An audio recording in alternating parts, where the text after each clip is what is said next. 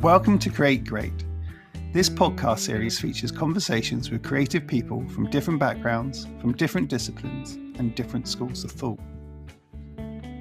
Thank you for choosing to listen. This podcast is hosted by me, David Bennett, Creative Director of EP8 Studio and Curator of Visual, an online showcase.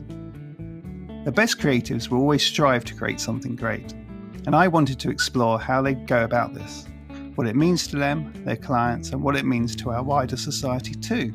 My guests are individuals whose work I've admired and often featured over the years on Visual, but I wanted to create this podcast to get to know the real people behind their creative work. I'll be asking questions about their own unique stories of how they got to where they are now, how much of it was perseverance and determination, or how much of it was just plain luck, and how do they go about creating something great. This is a chance to explore what drives these talented individuals or their studios to create great. Today's podcast guest is Giles Duley, CEO of Legacy of War Foundation and an activist for the rights for those living with disability. Giles also cooks and writes about food politics under the name The One-Armed Chef. Welcome, Giles. Hello. Hiya. So we first got to know you when you kindly came into EP8 Studio and gave a very powerful and could say challenging talk about your life. And I think that was a little bit of the catalysts for getting you back into it. Obviously, storytelling and compassion really rings out in your work, and I'd like to talk through that as well. But really, to understand how you got here, as I said, I like to go back with all the guests and find out how you actually got into the creative industry. So I find that super, super interesting. So really, first question, let's go back, Giles, and tell everyone how you actually got into creativity. It's really funny because as soon as you started saying that, something came to my mind. I was like, I'm not sure I should share it. Go on. Actually, it was taking mushrooms. But I'll take a step back from that. But okay. So when I was 17, 18, I was obsessed by sport. Sport was my life. Right. And I loved creativity. I remember, I liked my friends were artists, but I didn't feel part of that world. And I had a lot of friends who were musicians, and I played classically the violin. I wished I'd played a rock guitar. I felt very much an outsider and wasn't creative. And sport was my thing. And I went to the States at 18 on a sports scholarship, was involved in a minor car accident, came back, was told I'd never do sport again. Right. So I'm 18, lying in the hospital, very angry. I was very stubborn at that age, well, I still am, but very stubborn in a very destructive way at that age.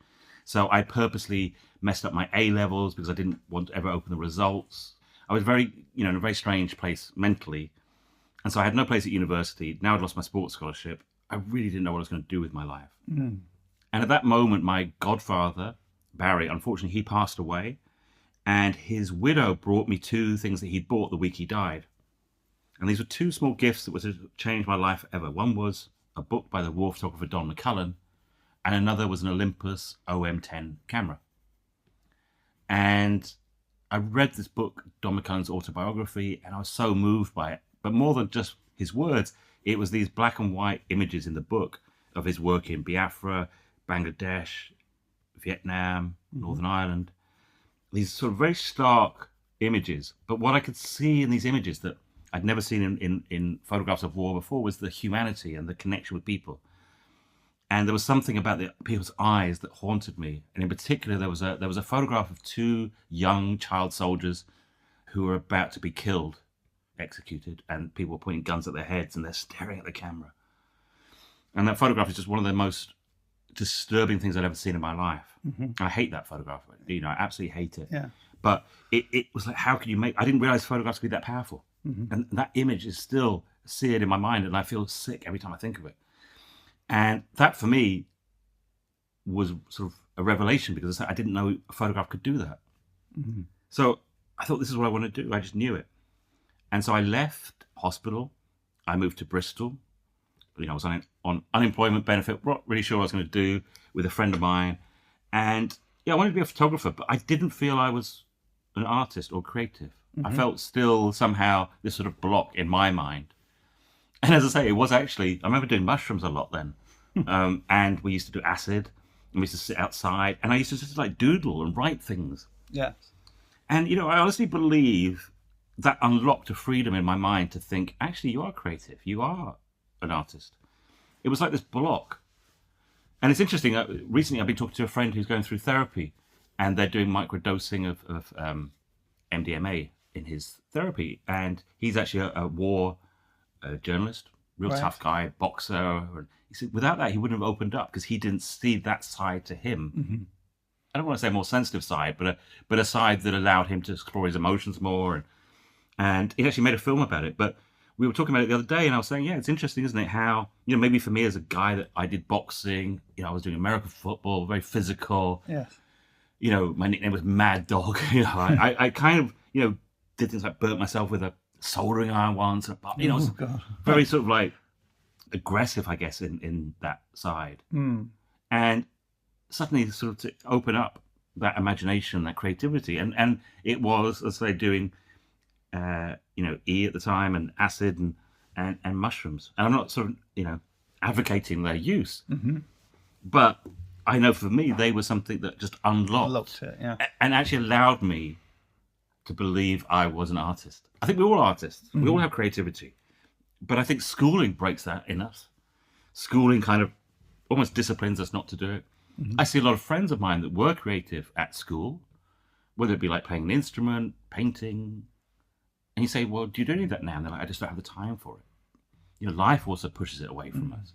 Very true. So I think creativity is something so important for us to understand about ourselves. And as I say, for me, I needed something to unlock that in me. So yeah, that wasn't actually, I didn't expect my answer to be that, but actually as soon as you said it, that was the thing that allowed me to believe I was creative. And then the photography, I was studying at Art College in Bristol. I started photographing friends that were in bands and musicians. Mm-hmm. I realized that it was also a passport into being a rock and roll person. I was really jealous of my friends that were in bands. Yes. Because as I mentioned, I played the violin, which was not very cool. I was very geeky in that sense. I wrote a violin concerto at 14, very like precise. Wow. That's creative. Yeah, it wasn't very good. But I was, jealous of all these my friends in bands. And suddenly I found with a camera, and I was thinking about this the other day as well. It's like back then, because obviously we didn't have smartphones. People didn't take many photographs. A photographer was something quite important to people because you wanted to document. And the thing about all musicians is, especially in that kind of rock and roll world, is they want to have egos and they want to be photographed and they want to be seen as the Rolling Stones or as some kind of cool band. You need a photographer. Mm-hmm. So you become an essential part of the kit, really, for any band. And so, it enabled me to hang out with bands, be on the road with them, and sort of be counted, sort of as part of the band. Yeah. So it was a passport, really, into that life. And then I started getting some commissions. Magazines were ringing me up. I remember my first shoot was going to Detroit to photograph the Black Crowes. And I guess I was 19 or 20. And the Black Crowes were this huge rock and roll band. And I went to Detroit and they just did a secret gig where Keith Richards and Mick Jagger came on stage with them. Oh, wow. I'm completely awestruck. Yeah. And then I go on the tour bus with the band, and the bass player sat there and he's drinking out a bottle of Jack Daniels. It's total cliched stuff. And he said, Giles, do you want a whiskey? I was like, yeah. And I was looking for a plastic cup to take some whiskey. No, he just passed me a whole bottle. And I was just like, wow, I'm getting paid to do this. Yeah. So that's how it all started. And I never really planned to be a kind of rock and roll photographer, but I loved it. It was the mid-90s. It's also a really great time for music. There was a real energy to it, whether you like them or not, but the bands like Oasis and Blur and Prodigy and Pulp. Yeah. It was a really exciting time of creativity, but also a belief that music was important. Mm-hmm. I know that sounds like a funny thing to say, but that music is important outside of just record sales and bands, but actually it's a cultural thing. It was the time of national identity based around the Britpop. It was a really exciting time. And it was obviously just before the internet took over everything. So people still had to buy magazines to find out what bands are doing. Mm-hmm. Bands still had to do interviews. So there was this sort of, role to be played as a photographer working with those bands. Yeah. But you're right. I think there's always the glossy side of the photography of bands. Mm. But sometimes when you, especially yourself as a photographer, you get to be backstage and observe it and capture those moments which people might see, might not see. I think there's something lovely in that. And when bands go through their period of whatever re-releasing, and you see those sort of almost more candid photographs, not them just playing a gig, them front cover, it must be super exciting to go, oh, you know, I'm almost like a brother to the band. Yeah, I think there's a trust. You know, as I said, it was also, again, I said it before, but before smartphones, so there was a sense of as well, I think people were a lot more decadent and less worried about being caught. In the sense of there wasn't lots of people with cameras backstage, and so if they were doing a line of drugs or if they were getting too drunk and fell over in the corner, nobody was going to be sticking that, you know, up on the internet. So I see now bands are much more cautious about and less trusting, which I totally understand, because everybody's trying to get a picture, everyone's trying to, you know, get a scoop. Yeah. So back then, you know, as the photographer, you were sort of trusted that you weren't going to screw them over, because you might have pictures that, you know, might not be right for them. Yeah. And, you know, you got some PR people, it was also starting to change, and PR people used to do my head in because they say things like, oh, we need you to take your cameras now, or we need to, you know, you have to put your camera away or whatever. But the bands that I really got on with, they just trusted you that, yes, you might have some pictures that they weren't happy with or didn't want showing, but they would trust you that you wouldn't show it. Mm-hmm. So, yeah, that kind of, now it's almost impossible to get that kind of backstage rock and roll photographs. And I think it's all become more bland because of that. Mm-hmm. You know, I love, you know, my favorite set of photographs is from Annie Leibovitz, who was on the road with the Rolling Stones, I think in 1971. Right. At the peak of Rolling Stones rock and rollness. You know, there's great pictures of, you know, Keith Richards asleep against his door to his hotel room. He's passed out.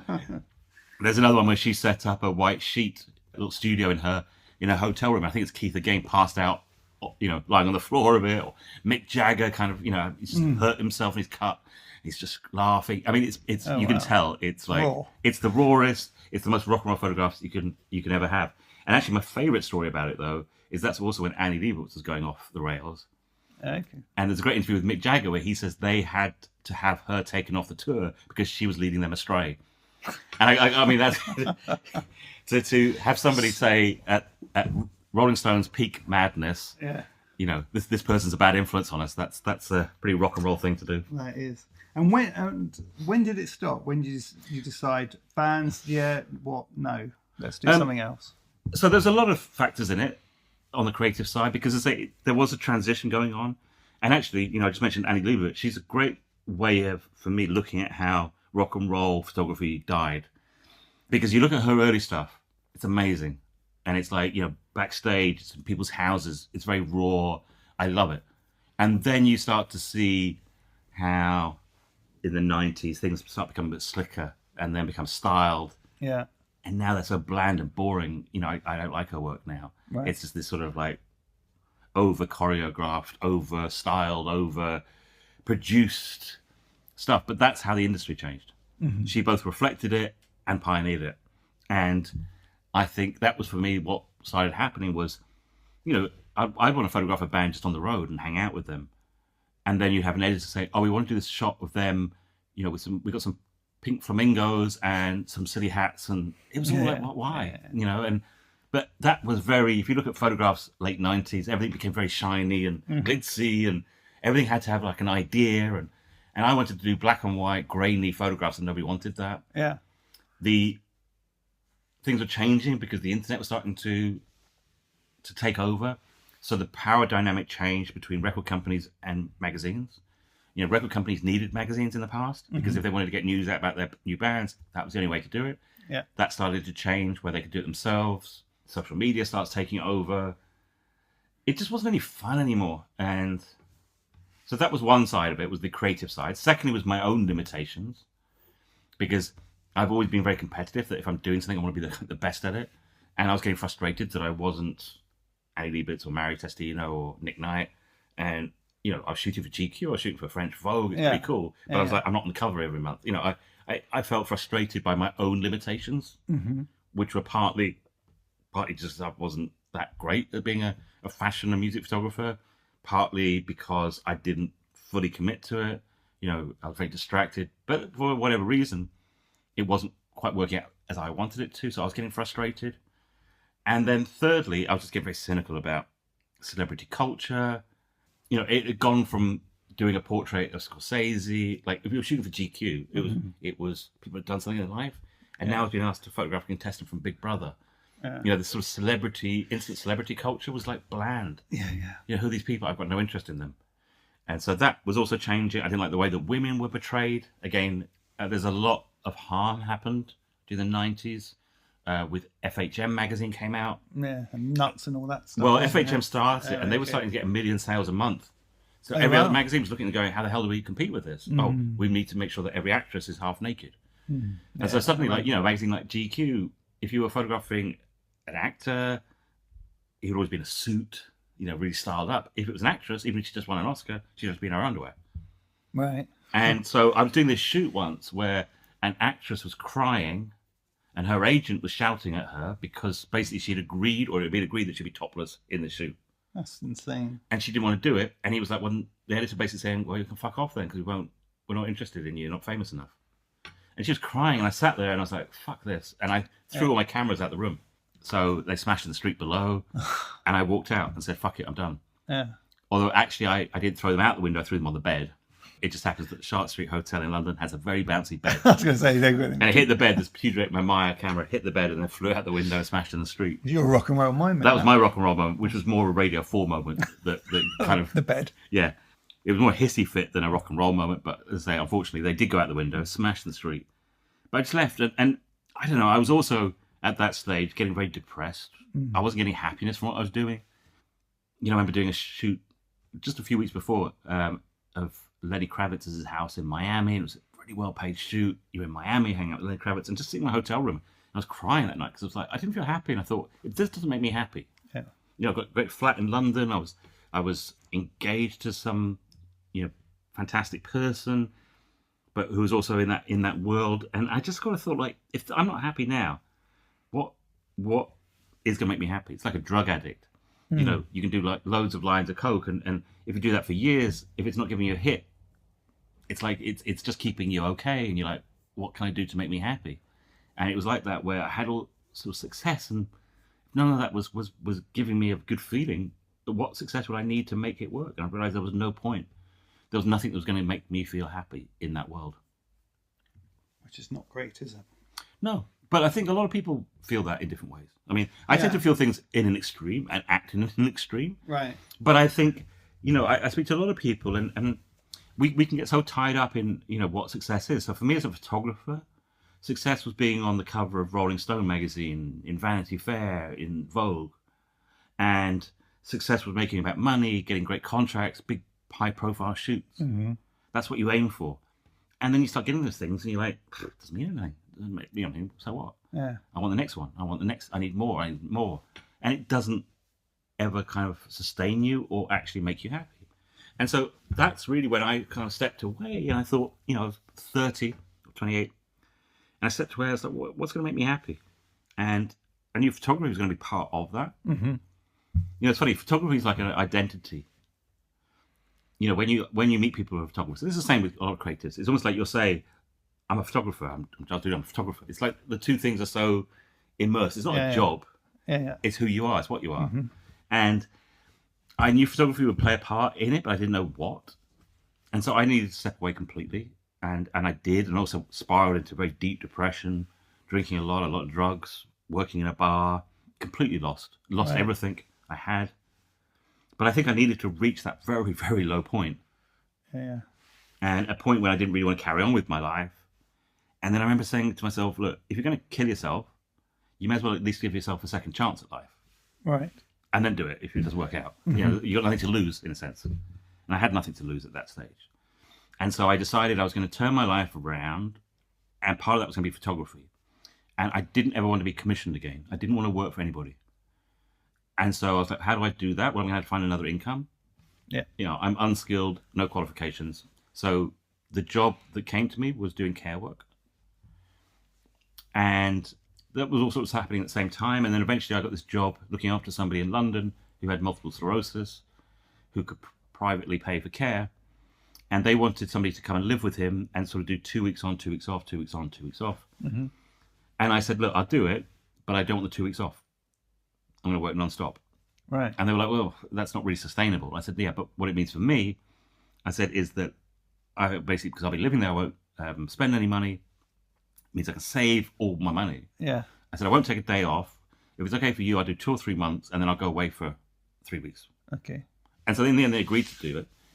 It was hard. I did it for 2 years, and it was pretty much the hardest thing I ever did. I mean, I've done some pretty difficult, challenging things. But care work is very, very time-consuming, exhausting, and this was a particularly difficult person. It was a very dark place, literally, like he'd never wanted the curtains open. He was in a very dark place himself. He'd sort of given up on life, and much as I tried to take him out and do things, there wasn't really much, I could do to change. I just tried to make his life as pleasant as possible, cooking nice food, things I knew he enjoyed, but he'd given up on life. And so you're living in this dark place. It was like, was it Miss Faversham from Dickens? It's like he had stopped living the moment he got his diagnosis. So the curtains shut and they never opened again. Wow. And so it was very depressing. And I couldn't have any visitors. I couldn't have any friends to come and see me. Mm-hmm. He didn't want anyone to come and see him. I would try and encourage him and invite people sometimes that he knew. But it was basically, and imagine that every day of your life. And, I would do that for weeks without an hour off. I mean, that was it. But this was what I meant by giving myself a second chance at life. I said, you're going to have to sacrifice things if you want a second chance and a clean slate. Mm-hmm. So all my stuff was in storage. I was paying no rent anywhere, nothing. All the money I made, I saved. And then at the end of that, I would commission myself to go and do a photographic series.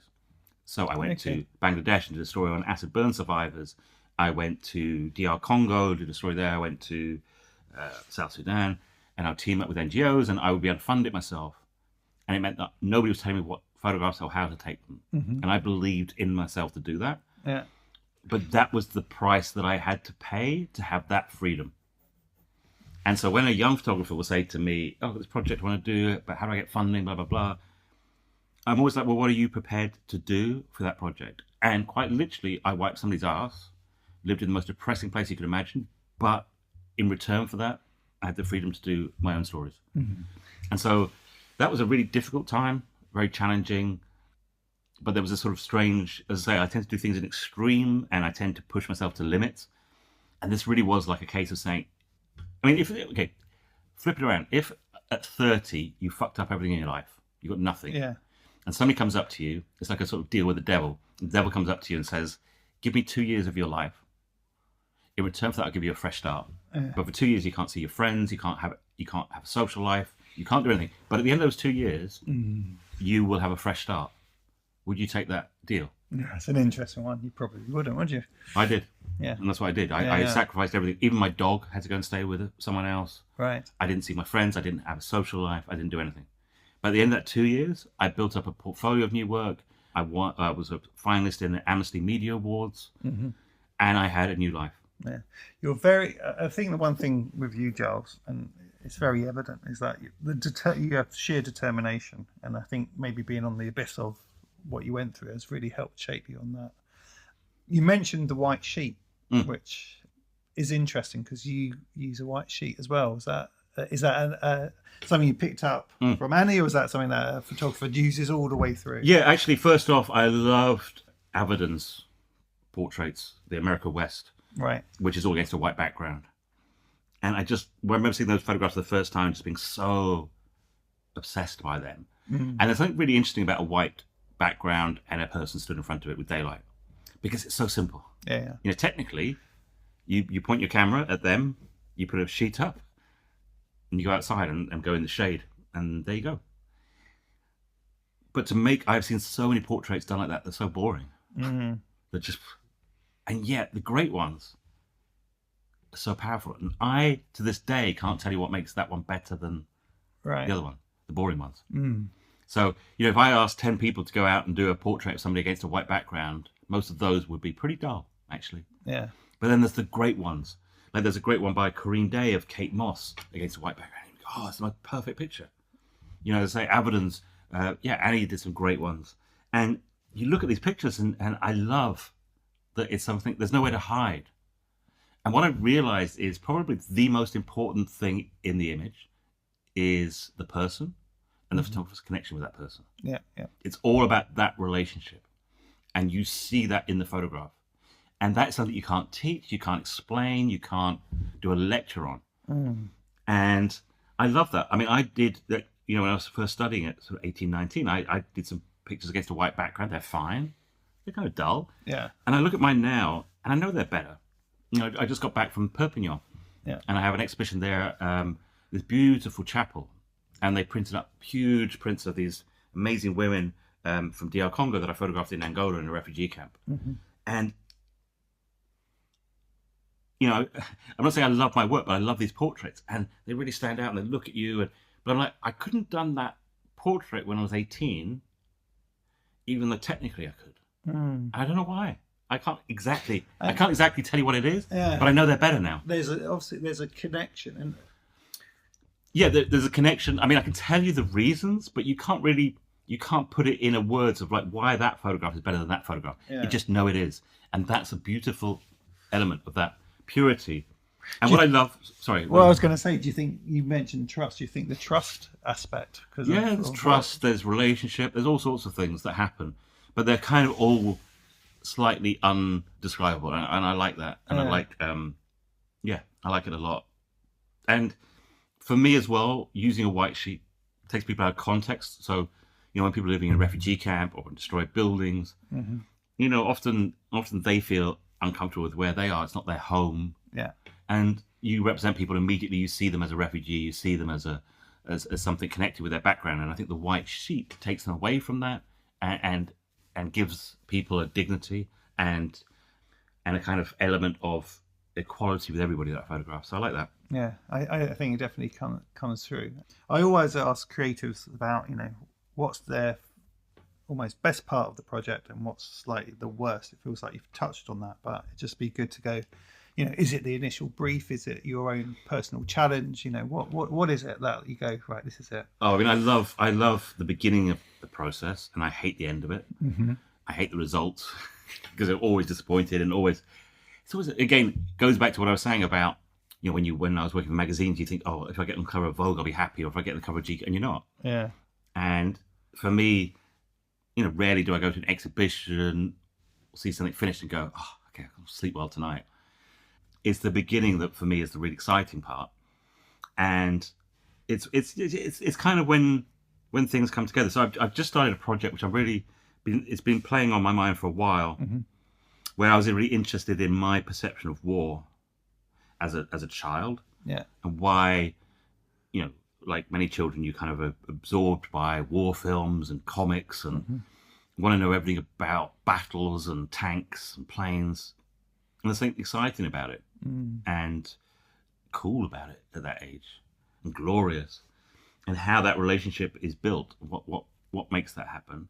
And then why actually when you see war and you find it this violent, hideous, disgusting thing. Yeah. And so I went to Verdun last week, which is the scene of the biggest battles in World War I between the French and the Germans. And there's a whole area, a whole forest that basically was so destroyed, so contaminated with unexploded bombs, and also with so many dead bodies in it that the French decided they couldn't ever make it. You could never live there again. Wow. So they decided to make it into a forest. So it's a huge area. I mean, really big area. There's about 80,000 dead bodies in that forest that were never, and it's still too dangerous to go into many parts of it. They buried a lot of mustard gas and other chemicals. And it's called the zone red. It's, yeah. So it's really weird because when you go into it, you will find trenches and you'll find the sort of detritus of that war. And, over 100 years, the edges of the scars have faded. And I realized that when you visit those places, they're very moving. They're very interesting. And I was like, well, what's been lost? And I realized what you lose over time is the violence. You lose the violence and it becomes reverential, it becomes glorious, it becomes historic. And I realized that's what fades in time, is the violence of war. Yeah. And unless we keep people reminded of the violence of war, we will always then struggle to go and see these places and not understand them. Because, so again, sorry, it's a long answer, but getting back to the point is, I was in Ukraine just before Christmas, and I was photographing trenches that looked like they're from the First World War. So I wanted to start understand that relationship between my childhood, visiting these places as a child, seeing the glory in war, and what I do now, and documenting the horrors of war and being there. And, I have a couple of photographs that look almost identical that I took in Verdun of empty trenches and that I took in Ukraine. 100-year difference. Yeah. But actually what's the same is that people are hiding in holes dug in the mud to save themselves, artillery. It's very much the same thing going on. And yet in Verdun, people are going there as tourists, and you can do virtual reality tours of it and see that. And but just a day's drive from here, people are dying in these trenches, and we don't seem to sort of connect it all. Yeah. And so, I was very interested in photographing, but also what I've been photographing is these trench weapons. Okay. Which are like clubs with spikes in them, which is actually, so about 70% of people died from artillery in the First World War, and the rest died from trench fighting. So either shot on the way there, but if you reached the trench, you had to club people to death or stab them. It was brutal. I've been reading a couple of biographies of people talking about that specific part, but we don't really kind of reflect on that. We reflect on the glorious men going over the top. These brave men just charging into machine guns, etc., etc. But what happened when they reached those trenches? And we made 18, 19-year-old boys club each other to death. And unfortunately, that's what's happening in Ukraine right now. So what's really interesting is let's say, so this project was kind of mulling around in my mind. And then I went to Verdun and spent a week there, just reflecting on it, going to visit some of these places. And suddenly it all starts coming together. And I realized, that's what we lose over time is the violence. Yeah. And so these photographs will be these sort of empty trenches that have faded with time, but alongside photographs of some of the weapons that were used in those trenches. And so I'm just kind of trying to challenge my own concepts of a 14-year-old boy of what I thought war is with what I've learned. And so, this part of a project is so exciting because you see all the possibilities. Yeah. And you see all the ideas coming together and things in your own mind making sense. And so, without question, it's the beginning. I'm lucky because everything I do is sort of self-assigned. So, I kind of in charge of the concept, which is also challenging because sometimes you need people to challenge and focus you. But at the same time, that for me, it's the genesis, the moment. Actually, not the genesis. It's the next stage. It's like you have these ideas going around in your head. It's the first time when, for me as a photographer, I start seeing some images and go, yes, these are saying what I was imagining. So I suppose it's the first photographs, the first times you look at a photograph and you go, that's it. That's what I've been trying to say. Brilliant. Obviously, collaboration is part of the Giles. And we've worked with you. We've been fortunate enough to work with you on certain things like the Vent project and other bits. But you've worked with Massive Attack and stuff like that, which really helped, I suppose, maybe raise a bit of light about the subjects as well. A couple of years back, wasn't it, when you did the publication with them? Yeah, I mean, photography is a lonely business, and most photographers are kind of loners, I think. But especially when I do what I do, which is I don't do commissions. I don't work with journalists. I write myself. So I'm kind of in my own little world, really. Yeah. And then a few years back, I made some films. Started making a couple of docs for Channel 4, and suddenly, working with a team. Part of me hated it. Yeah. I hated having, editors and executive producers that say, no, we're going to not do that or don't do that. Yeah.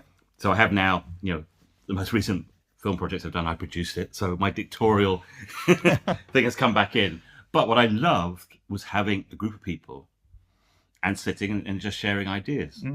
And I also have, my foundation, which we'll probably touch on. But that, again, I have a team now. And I love talking to people and listening to their ideas.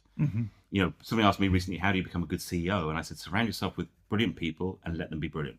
Yeah.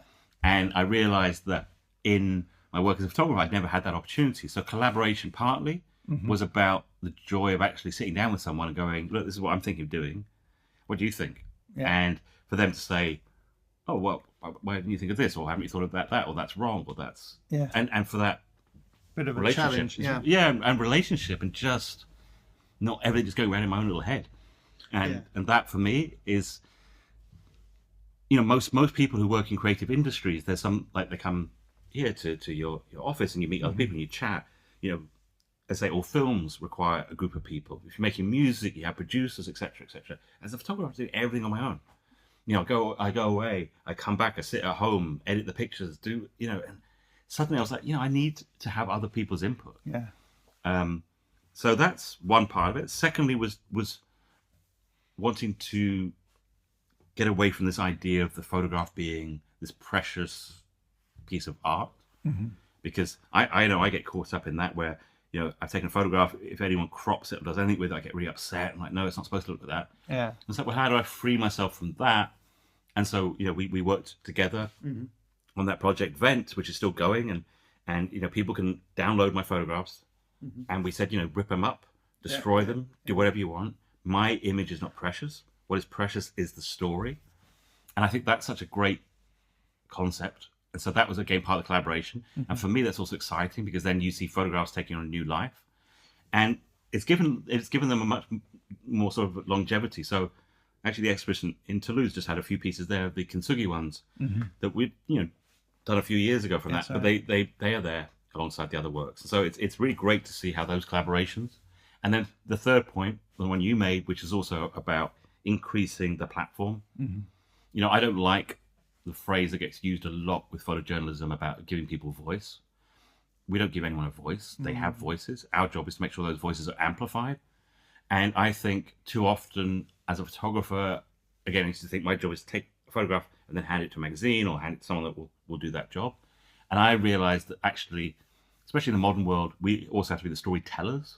Yes. We also have to be the one making sure people see these images, these stories. Mm-hmm. And so, the first collaboration with Massive Attack was at one of their concerts where we projected photographs of portraits I did of Syrian refugees living in Lebanon and Iraq and Jordan. And, these are beautiful portraits against the white sheets. Yeah. And, those pictures have been published, but to put them in front of 40,000 people every night, who are listening to, one of their favorite Massive Attack songs where everyone's emotions are already running high.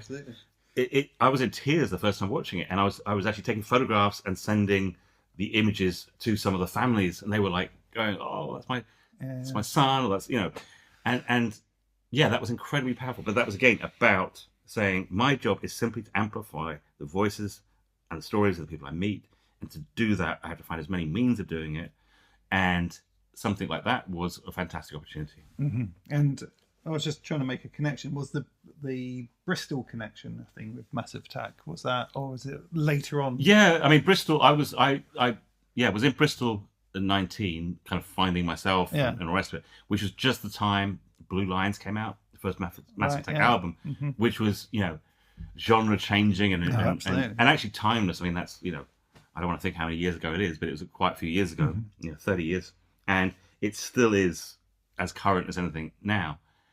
And so they were, the Wild Bunch before they became Massive Attack. They were very much part of Bristol culture. Yeah. And I met Rob Danaya at the Montpellier pub playing pool a couple of times. Okay. And they were sort of still hanging out there before they became superstars. And I remember telling him I was a photographer. He said, "Oh, you should come and show me your work." And then going home and having no belief in what I was doing at the time. I was just starting out. Yeah. And so I didn't. And then 15, 16 years later, somebody put me back in contact with him about something else, but I hadn't really spoken to him. And then I was in Lesvos in 2016, documenting the refugee crisis. And I rang up Rob and I said, "I think I'm ready to show you my work now." Mm-hmm. And did he remember you from it? No. I think he pretended, but no, he wouldn't have remembered me. Yeah. But, I think it was important for me that, because obviously in all the years when I was doing music photography, I always wished I'd been commissioned to photograph him. Yeah. And actually two of my very favourite artists at that time were PJ Harvey and the band Massive, and I never got to work with either of them. And then in my new life as a documentary photographer, I got to work with both of them, and I'm so glad it worked that way because I was a very different person then. My work was very different, and actually the stuff I really care about, I got to work with both of them. Showing it. Yeah. I find that your story about your 2 years of sort of being in that dark space, doing what you had to do to almost have a rebirth of the Giles. Yeah. No, it literally, and so then the irony of that. I mean, obviously there's more stuff that goes with it. Yeah. There was a few years leading up to that, but there was definitely this point where I said to myself, "What are you going to give up in order to have a fresh start, because it wasn't enough for me. I was working in a bar. I was doing some other care work with a young man with autism. But, I was also spending money because I was renting a place and going out and doing all those things. And I realized that I was never really going to save money or put myself in a position to go and do these projects. So nothing really was going to change. It was just going to drift on. I felt like I had to do something quite dramatic and life-changing. I think I was 30... I was, by then, 35, 36. And it's like, this is going to be life-changing, but you're going to have to really commit to it. Yeah. So I'd started doing documentary work. I'd been to Angola for 6 months. So I knew that I wanted to do this. But I would show magazines and they would talk about commissions, but it wasn't their style. I was like, okay, this is the point now where you've got your new work, you've got contacts in that world, but you're going to have to commit to something to really change it and have a fresh start. So this is that 2 years. The great irony is that I finished those 2 years. And I remember being very moved, like the Amnesty Media Awards I've always respected, and I didn't win it, but I was in the final 3, and I went to that awards event, and literally I was like coming out of this room where I'd hardly spoken to him for 2 years. And I went to this big glossy event on South Bank, and there was this beautiful brochure, and every page was like film, TV, photography. And everything would have all the different people, contributors, sponsors, and it was for the Times magazine and this editor, and mine was just my name. And it was a very proud moment because I thought, what, I've sacrificed a huge amount, and only I believed in myself, and I funded this work, and little old me sat in this tiny little room has managed to create images that are there, award-winning or close to award-winning, and that meant a lot to me. But anyway, the irony was then I'd reached the point where now I had a funder to set up my own project, which was going to be called Legacy of War. I was going to create a publication. I had everything was going for me. So I was able to leave the job finally, get my life back. And the first place I went to carry on my work was Afghanistan. And so I got blown up there. And so finally getting my freedom back, within a month, I was in hospital. Having lost legs in my arm, being told you'll never walk again, you'll never live independently. And the irony being that I would probably need a carer for the rest of my life was the greatest. And I remember actually one of the things when I was lying there, I was like, I beat my depression in my 20s, which was, crippled me. I'd given up so much to put my life back together. And I remember lying there going, oh, for fuck's sake, give me a break. It's like, seriously, another challenge? But I felt like I'd put so much to have my life back. I wasn't going to let the fact that I'd been blown up and lost 3 limbs change that. Because I kind of had forged a resilience through those years of depression and then rebuilding my life, that this was going to be just like a hiccup compared to that. Yeah. And as I mentioned and touched on when in sort of the intro, when you came in and you gave that talk, I think we all, emotionally charged is not a word to, band around lightly. But I just remember the video and I looked away from it. And then and that was the connection and the thing of like, whatever you need, Giles, we're, as a studio, we'll definitely help you and stuff. So, and I think it's such a powerful thing, what you're doing and how you've always turned it into positive, everything, which is fantastic. I think it's not so much, I don't think I turn things into positive, but I think I have, as I say, I've gone through years of like mental health issues. At school I was self-harming. I was very suicidal even at 13, 14. I then went through the rock and roll years, but I was using a lot of substance abuse then to kind of get through that. Then really deep depression, getting injured. All those things have been huge challenges in my life. And I wouldn't say that I've turned them into a positive, but I've always believed there was something better ahead. Yeah, lovely. That's always been my thing, is that this cannot be it, that there will be a better time. And I'm starting to feel that now, starting to reap that better time. And all those, like the years of depression, but the years in hospital with so much pain and just like, God, times I wanted to give up really. But I just kept thinking there is something better ahead. There is a better time. And that, I think, is what it is. So I don't think I've turned the things into a positive. I've just believed that positive is ahead. I do remember, actually, and I'm going to bring it up, when we knew you were coming in, did a bit of a Google search, and as soon as I saw the photo, I knew who you were, and that was the photo taken by your assistant, which I think was the first photo, almost portrait of yourself after the incident. I don't know, is it an incident? It's an accident. Apologies. But I remember seeing it, and then I was like, wow, this is going to be really super interesting to hear about. I mean, can you remember what you felt when someone said, you know, let's get back behind the camera and have that sort of, you know, full image of yourself? Well, that was my choice. I mean, it was the Observer had done an interview with me. Yeah. And they said we need a portrait to go with it. And so I decided to do it. It's a self-portrait. So right. Okay. I did it all. And I went to my friend Simon's studio. We set it up. And, you know, I think the thing is that you know, having gone through injuries that are life-changing, but also body-changing, you feel a lot of, I don't know, embarrassment is the right word. It's more than that. But a lot of discomfort in the way you look and the way people are going to look at you. And it's one of the things we don't talk enough about is stigma of disability that people feel. Yeah. And I know a lot of people with various disabilities that won't go out in public because they're just tired of people, even positive stuff where people come over and, not positive, but positive as in people come over and say, can I help you? Are you okay? You know, or what happened to you? Which people would think they're being positive. Actually, it doesn't feel it because you don't want to be the center of attention. And, right. You know, so all these different things, there's a lot of stigma. I was in Gaza in February doing a story on young men there that have had amputations due to the conflict. And a young man called Amro, who was shot in the legs by an Israeli sniper, lost his leg. He hadn't been out of his flat for 2 years because he didn't want people looking at him. Right.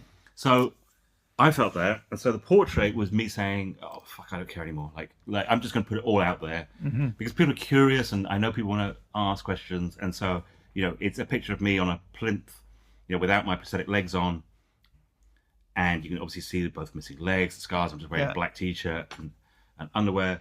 It's funny, people try and use that portrait now for things, and I won't let them because I'm like, it's 10 years ago. It's a different person. It's an important part in that process, but don't represent me in that way. Yeah. Because I'm very different now. At that stage, I'd never walked again. I was in a wheelchair. But it was about saying, this is who I am. Deal with it. I don't care anymore. Like, I can't spend my life feeling worried about how you perceive me. So that portrait was very much about taking control of my own story, and that's why it was important it was a self-portrait. Yes. Funny enough, around about the same time or later, a magazine wanted to do an interview with me, and I was not very well. I was on a lot of medication still. Right. And they kind of replicated that photograph, but they slightly tricked me into it because I was styled, and then they asked me to sit on a chair, and they told me it wasn't going to be full length, and it was, and so I hate that photograph. And was really upset and angry with the people. And it just, but that's the thing about control and consent and all those things. Takes you all the way back to why you got out of it. Yeah, no, exactly. And I was really angry with that picture and hated it. So the one of me, I had control of it. And so I carry that on when I photograph people. You know, I'm always like, what are you comfortable with? How do you want me to show you? And, you know, I do a lot of portraits of people that have maybe injuries. And I remember doing some portraits of men in Afghanistan who had lost limbs, but it's just faces, portraits. And I remember an editor saying, yeah, but we can't see they've lost limbs. I was like, well, I photograph people. Lost them. Yeah, I photograph people exactly the same way. And unfortunately, if I see another photograph of somebody sat on a bed with their prosthetic leg sat next to them and I know they've been told to do it. Yeah. You know, I photographed somebody in DR Congo a few years ago and he had lost his leg and I, you know, we talked about doing some photographs. He said, yeah, it's fine. And then without asking, he started taking his trousers off and sitting down and saying, oh, I said, what are you doing? And he said, well, that's what I'm always told to do. Yeah, I was going to say. And I thought that's disgusting that these Western photographers come to this man and tell him, and NGOs tell them to take their trousers off, sit there, make photographs, because I know how uncomfortable that makes you feel. And I said to him, no, put your trousers back on. You know, it's like, I'm not photographing your injury, I'm photographing you. Yeah. But having gone through it myself, yeah, you get a lot of understanding.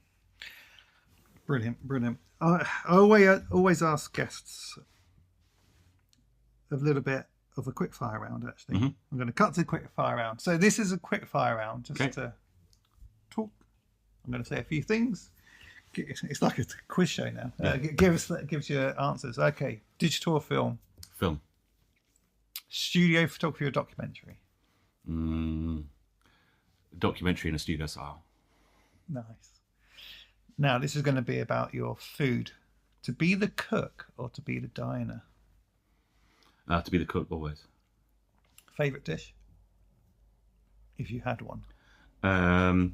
It's kind of a ravioli I make, which is filled with crab, with samphire and pickled cockles, because it's based on a memory of my childhood fishing in Dorset. Who taught you that recipe? I made it up. Oh, wow. Brilliant.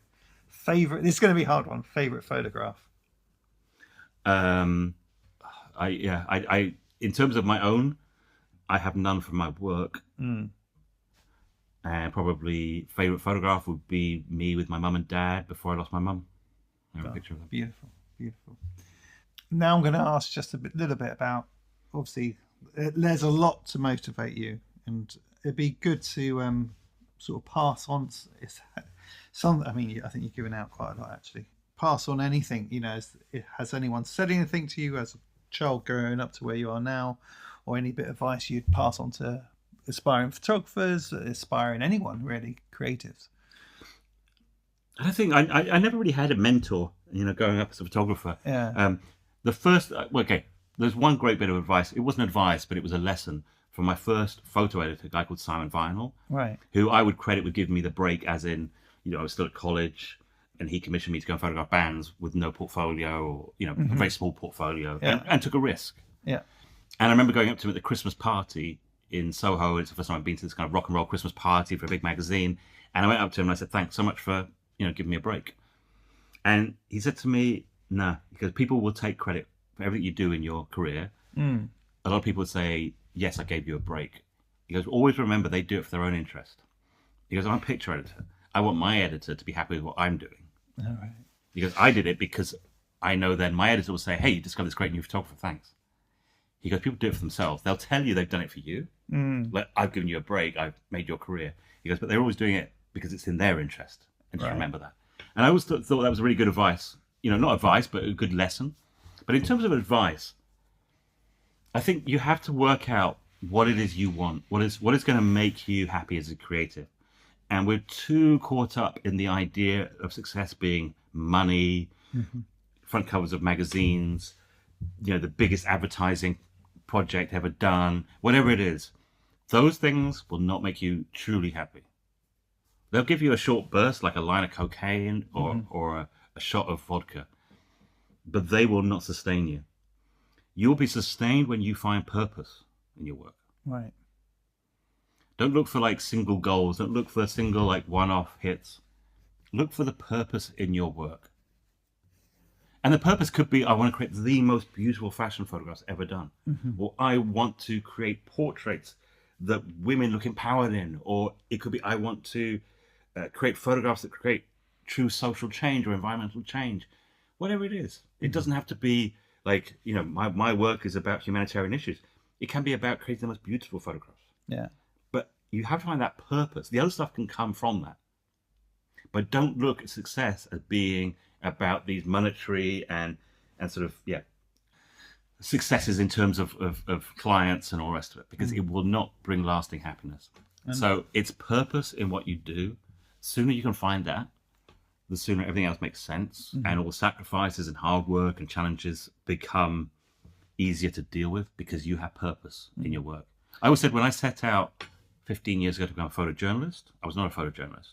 Yeah. I was an angry man with a camera because I saw things on my TV that I didn't like, the war in Iraq, things going on around the world, and I was like, something's not right here, and I need to do something about it. And I have my camera, and I'm going to travel the world, and I'm going to try and tell stories and do something about it because I'm angry. And I was tired of sitting there just getting angry and upset about injustice in the world, not doing anything about it. So I found my purpose in that. And that kind of leads me on to Legacy of War, because that's a real purpose and purposeful organisation that you kind of, which you set up a couple of years ago.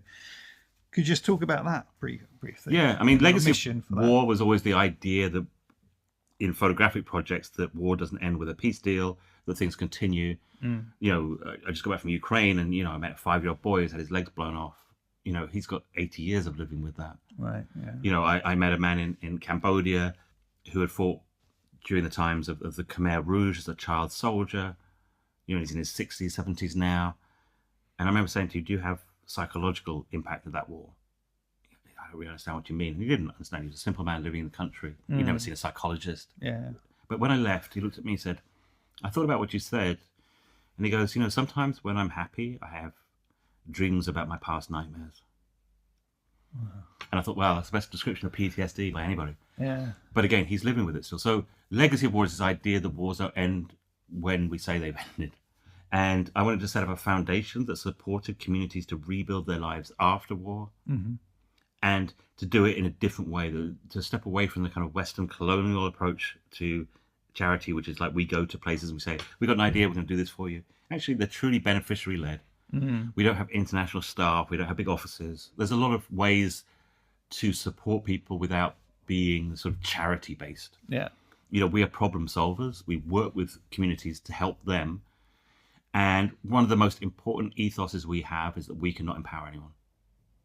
And people go, well, no, isn't that what charities do? And I mean, God, you've only got to look through magazines, and almost every ad for a charity will say, we're empowering women, we're empowering children, we're empowering communities. And I'm like, you cannot empower someone else. Can I go to Rwanda and empower a group of Rwandan women? What arrogance. No, my job is to break down the barriers that stop people empowering themselves. So, for example, in Rwanda, we have a project called Land for Women, which supports cooperatives. And what we do is we buy the land, so the women are now the landowners, and we help them with their education, and then they empower themselves. Fantastic. Fantastic. Giles, as ever, whenever I get to have a chat with you, and I'm really glad we catch it there, it's so insightful and it's so inspiring to myself. So I'd just like to, on behalf of OPX and the podcast, thank you for coming. No, absolute pleasure, as always. Oh, brilliant. Very good. Very good. Thank you, Giles. No. Excellent. Thanks for listening. I hope you enjoyed the episode, and I look forward to you coming back for the next one. If you'd like to find out more about OPX and how we create great, then check out opx.studio. And if you'd like some daily inspiration in your life, then do visit visuel.co.uk. And if you enjoyed this episode, head over to Spotify and give us a follow.